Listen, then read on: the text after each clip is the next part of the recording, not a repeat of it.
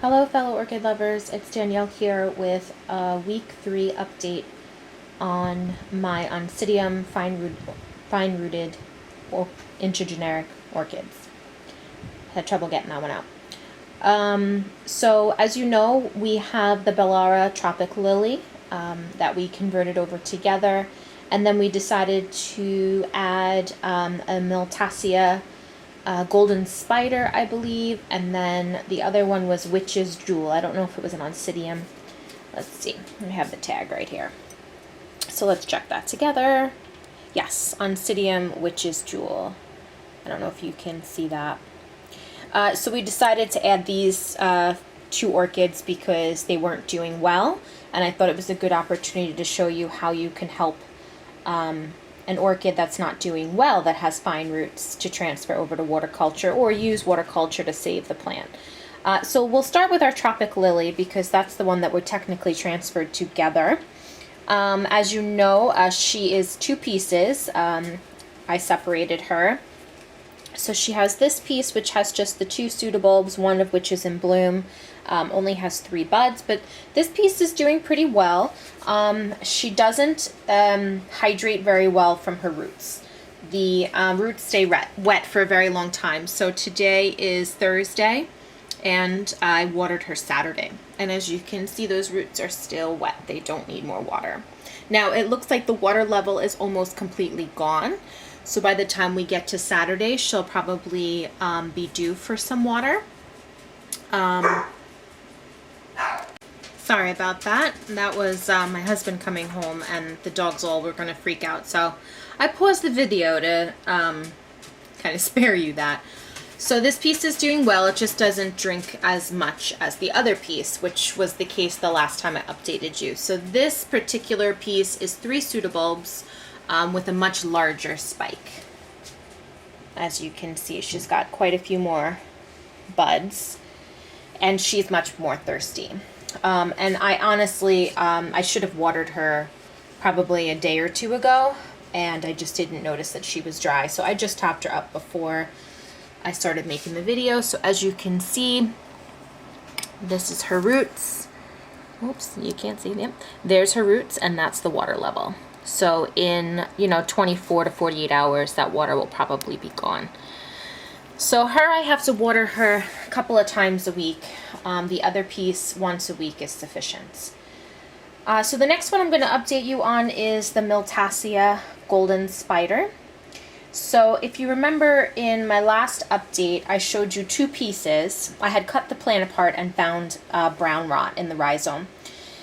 And I showed you 2 pieces, and I said that the larger piece I had higher hopes for because it's, the growth was more mature, it had spiked, so I just felt like I could be a little more confident that this one would grow on, and that the smaller piece, there was a fair amount of stem rot that I could see, brown rot that I could see, and I was afraid that this growth wasn't going to really mature because I was afraid that the brown rot was going to take over the rhizome and take out this new growth. Well,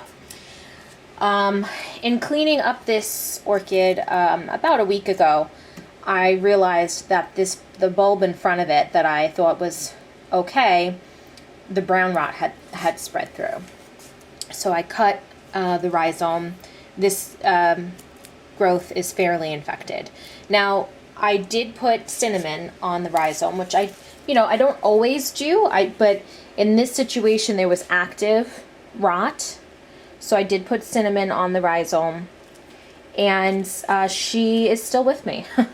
It's at least a week later, no yellowing or falling off of bracts.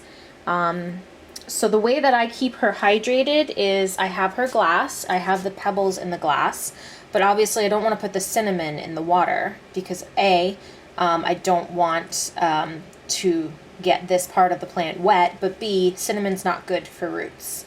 As much as it will dry out your rhizome, it'll dry out and kill your roots, so you gotta be really careful. So what I do is I actually just place her in the glass like this so that her roots touch the water, but the rhizome is well out of it. And I have to prop her up on something else because she'll just kind of fall out.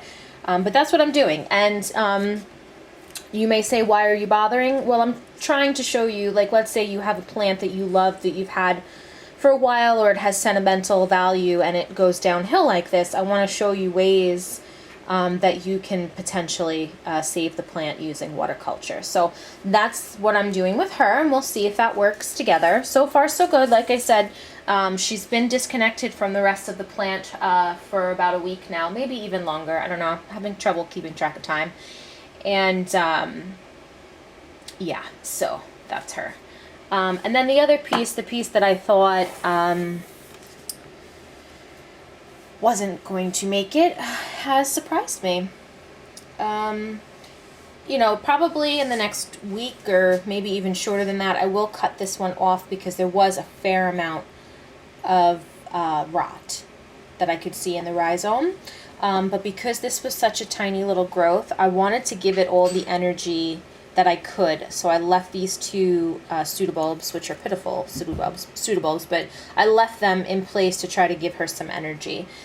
So as you can see, she is pushing out new roots.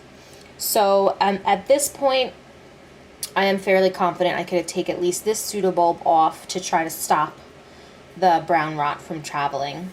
But you know, she's much more thirsty, obviously, because she actually has a root system, whereas the other one, not so much. So she might actually do better, and I thought that she was going to be the one that was going to just keel over. So it's interesting how plants will surprise you. And then the last one is the Witch's Jewel. So this one has no roots, really. It's another of those situations where the root system was absolutely terrible. They do green up. The new roots right here, if you get them wet, they do turn green. So they are still viable, and she is poking out a few roots there. I don't know if you could see. She is starting to put out a few roots. So there is hope for this plant, which I really didn't think there was. But like I said last time, I am just putting the water to the top of those pebbles and then putting her on top of the pebbles so that, you know, her rhizome is not in the water, but those roots, they do kind of touch the water. And then I just keep my eye on it, and in a couple of days I'll raise the level again so that she can get another drink. But I never really put it very high. I kind of just put it where you kind of see it. And then I position her in such a way that the roots touch the water, but the rhizome does not. So you see how the rhizome is elevated, but the roots touch the water?